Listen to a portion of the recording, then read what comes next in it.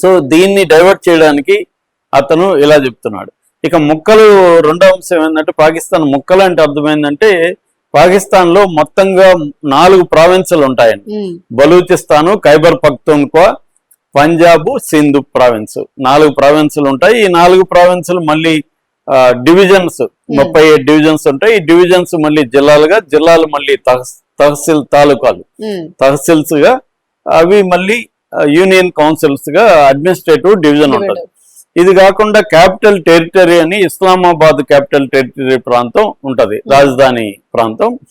So ఇవి కాకుండా administrative territory పేరుతో మన పాక్ ఆక్యుపైడ్ కాశ్మీర్ అని మనం అంటాము, వాళ్ళేమో ఆజాద్ కాశ్మీర్ అని వాళ్ళు పిలుస్తారు.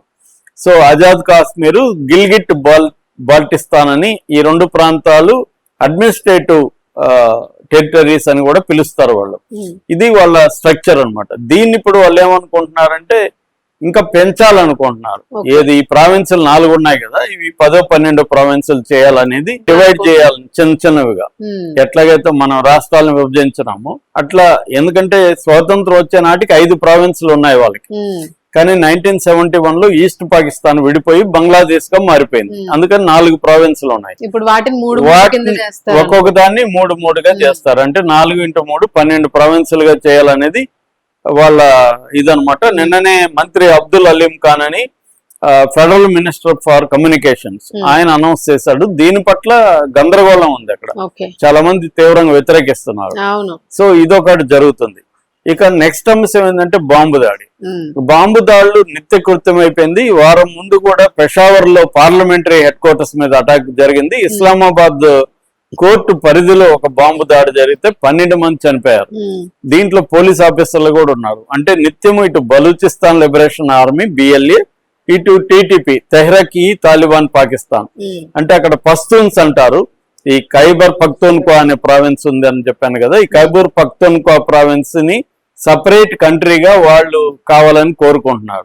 అట్లాగే బలూచిస్తాన్ అనే ఒక ప్రావిన్స్ ఉంది కదా, ఆ బలూచిస్తాన్ ప్రావిన్స్ కూడా మాకు కంట్రీ కావాలని వాళ్ళైతే రాజ్యాంగం, మంత్రివర్గం అన్ని కూడా పెట్టేసుకున్నారు, రాజ్యం ఉన్నట్టే.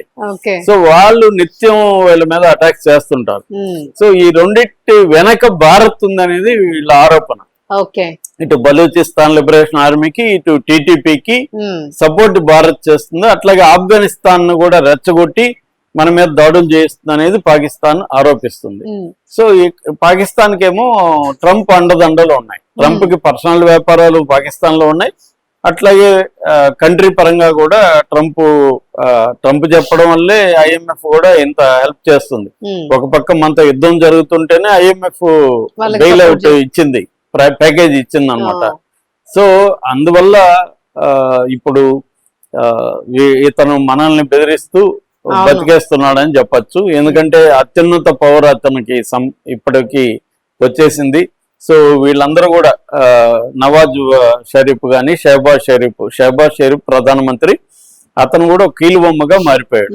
సో కాబట్టి ఇప్పుడు అత్యున్నత పవర్ ఉంది. పైగా ఇతనికి 10 ఏళ్ల వరకు ఈ పదవిలో ఉంటాడు. మామూలుగా అయితే ఈ పదవి 5 ఏళ్లు, మళ్ళీ 5 ఏళ్ల తర్వాత ఎక్స్టెన్షన్ ఇంకొక 5 ఏళ్లు.